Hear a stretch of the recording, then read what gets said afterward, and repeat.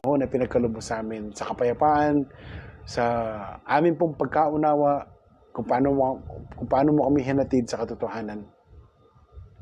Salamat po, Diyos, sa inyong saganang kaawaan. Pinatawad mo nga ang mga pagkakasala. Ngayon po, O Diyos, kami po ay naninikluhod sa inyo. Sa ngalan ng inyong dakilang pag-ibig at kaawaan, iligtas mo rin po ang aming mga kaibigan.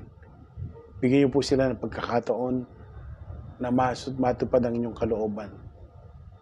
Buksan mo ang kanilang puso.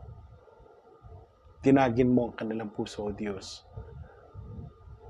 Na maunawaan nila at masunod nila sa kanilang buhay ang Ebanghelyo.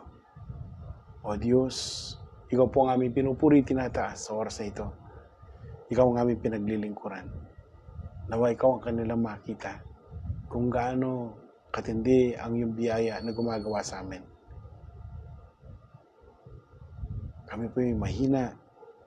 Kami limited sa pangunawa.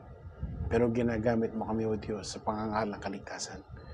At ikaw ang kanilang dapat makita, O Diyos. Upang sila'y sumampalataya, mga takot sa iyo, magsusunod sa inyong kalooban, sa kanilang kaligtasan, O Diyos. Salamat po. Muli kaming humingi ng healing sa aming mga may sakit. Ipagkaloob niyo ang aming mga pangangailangan, O Diyos. Panubayan mo kami sa buhay na ito.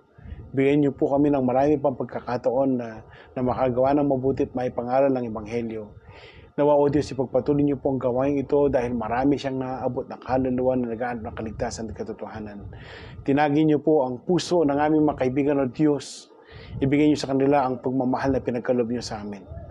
Sa pangalan ng aming Panginoong Yesus na siya aming tagapagligtas. Amen. Maraming salamat po, mga kapatid.